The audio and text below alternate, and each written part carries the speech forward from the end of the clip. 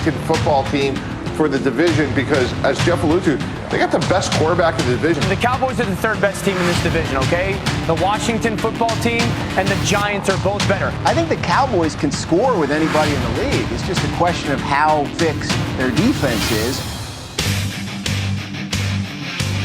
Keyshawn, J. Will, and Zubin, brought to you by Progressive Insurance.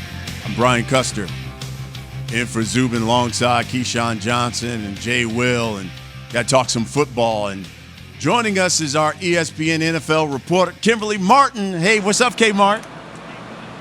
Hello, guys. How are you?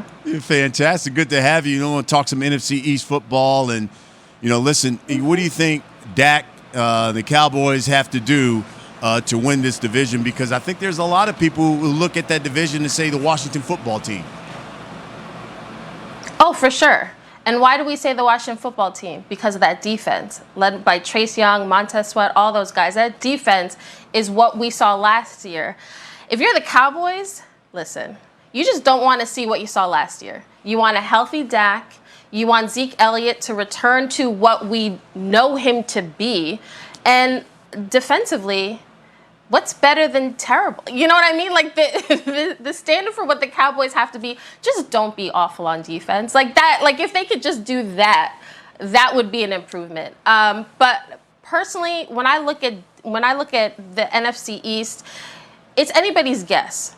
A lot of questions with Daniel Jones. Is he ready to take the next step?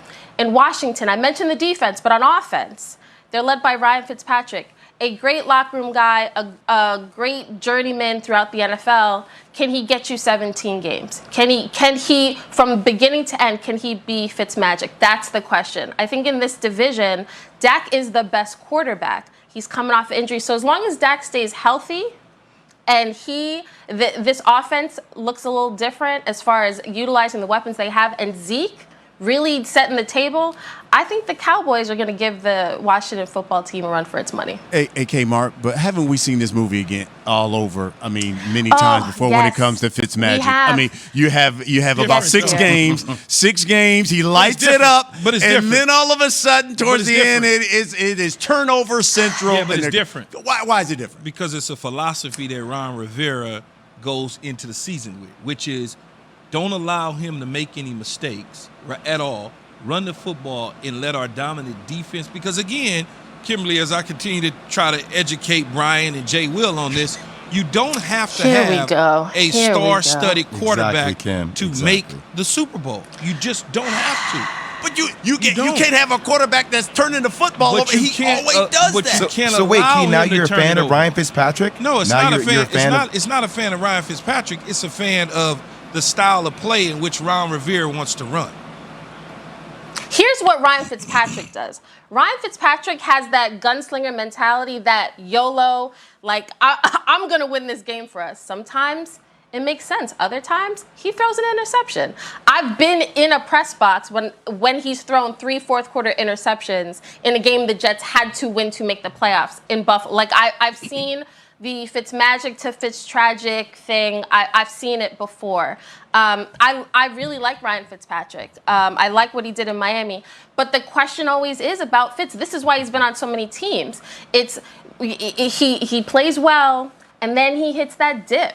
And you would hope that offensively, Washington has picked up a lot of good guys. Between Terry McLaurin, beast, Curtis Samuel, like, you hope that the offseason additions that they've made will help Ryan Fitzpatrick, that if he throws that YOLO ball, you got playmakers that can catch it. Yeah, well, if you rein him in, he'll be fine. Oh, okay. You just got to rein him in. Okay. That's how you got to do it. All right. Okay, after 16 years, let's just rein in Ryan Fitzpatrick. Let's rein in Ryan Fitzpatrick. It's the style, though, Kim. It's not letting him throw the ball all over the lot. That's all it is. When what happens to these QBs is coaches push the ball down the field and throw it everywhere instead of having a certain type of philosophy. And Ron Rivera was on our show several months ago, and he talked about they felt as an organization, as a team, they didn't need to get that type of quarterback with the defense that they had because they were not going to let Ryan Fitzpatrick lose the football game for him. Enough about them. Let me ask you this, Kim. Which quarterback head coach duo out there has the most pressure on them right now? So I'm sure you guys expect me to say Justin Fields, Matt Nagy, or Andy Dalton, whatever combination we're going to have in Chicago. But I'm actually going to go out west to LA Rams. Sean McVay, Matt Stafford, to me, that's the team I'm watching because everybody's saying, oh, well, now the Rams have a quarterback. Now Sean McVay has a dude that can do what Sean McVay wants. Now the Rams pencil them into the Super Bowl. Just like, hold on a second. Because since we saw baby genius Sean McVay go toe-to-toe with Bill Belichick, the Rams have not looked the same. They have been very good in the regular season.